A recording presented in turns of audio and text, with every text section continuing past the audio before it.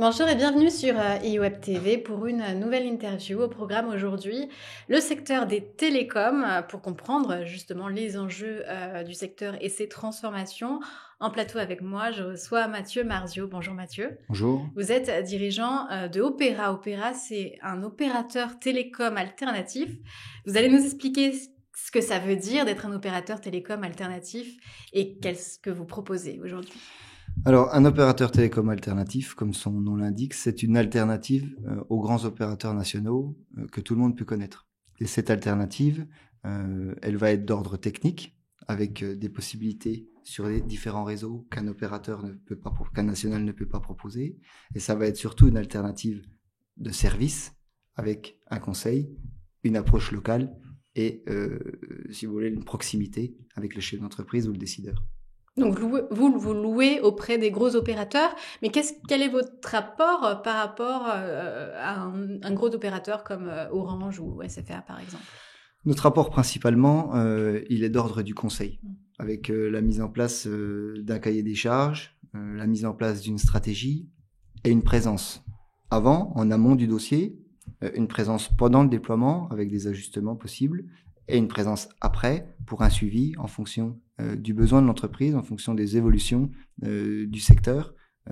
Et voilà, une structure qui est à l'écoute de ses clients. Alors justement, il y a la téléphonie, il y a l'Internet, avec la télécom, il y a aussi de plus en plus l'informatique. Vous, en fait, vous voulez être un guichet unique pour les professionnels, puisque vous êtes un opérateur B2B.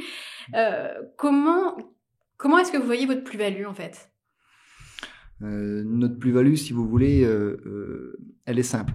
Historiquement, le marché des télécoms reposait sur un opérateur unique, puis deux, puis trois, qu'on connaît, et c'était des pure players téléphonie.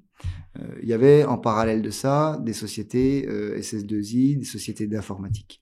Et ces deux mondes cohabitaient, mais travaillaient plutôt de manière indépendante. Aujourd'hui, les télécoms se rapprochent fortement de l'informatique dans leur déploiement, dans leur configuration, et l'informatique se rapproche des télécoms naturellement. Nous, notre plus-value, c'est de proposer une solution globale, une solution sur mesure, en partant d'une connexion Internet, socle de toute mise en place, pour aller jusqu'à une licence Office 365 et pouvoir travailler de manière opérationnelle. C'est-à-dire qu'on va apporter, d'un point de vue technique, les moyens de télécommunication.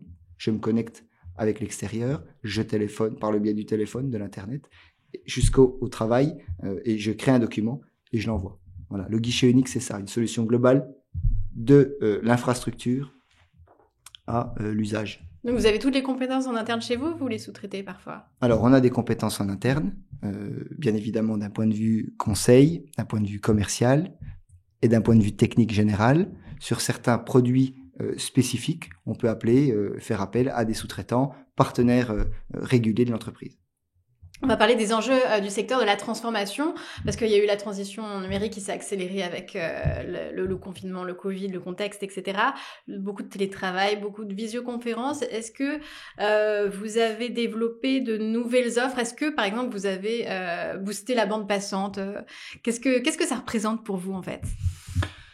En fait, aujourd'hui, il faut bien comprendre, et on vient de le dire, Opera se veut un guichet unique, et donc balayer tous les volets des télécoms en s'approchant de l'informatique.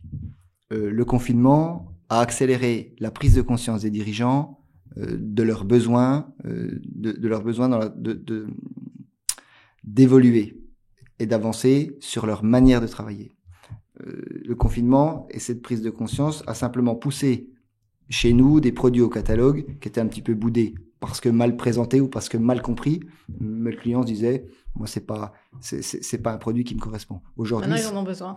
Maintenant ils en ont besoin. Ils se rendent compte qu'ils ont besoin de visio, ils ont besoin de collaborer, ils ont besoin de Microsoft Teams, ils ont besoin de salles de visio, ils ont besoin de smartphones, ils ont besoin de 4G, ils ont besoin de communiquer à distance sans forcément se voir physiquement. C'est le but des télécoms au sens large.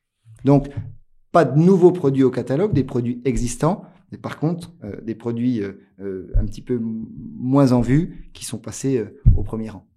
Et la nouveauté qui va arriver, c'est la 5G. Alors, est-ce que c'est un besoin? Qu'est-ce que ça va apporter concrètement pour vous?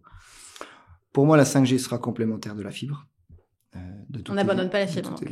on n'abandonne pas la fibre pour moi. Je vois pas comment on peut l'abandonner, hein, d'un point de vue technique et peut-être même financier. Non, la 5G, c'est un pas en avant, peut-être un bond en avant pour les objets connectés, et peut-être pour l'automobile d'ailleurs. Maintenant, pour un usage de travail professionnel, peut-être des marchés de niche, je vois pas un intérêt particulier. C'est plutôt le bond en avant, c'est l'Internet des objets. Bien, merci beaucoup pour votre avis d'expert, Mathieu Mardieu. Je rappelle que vous êtes président de Opéra. Merci à vous.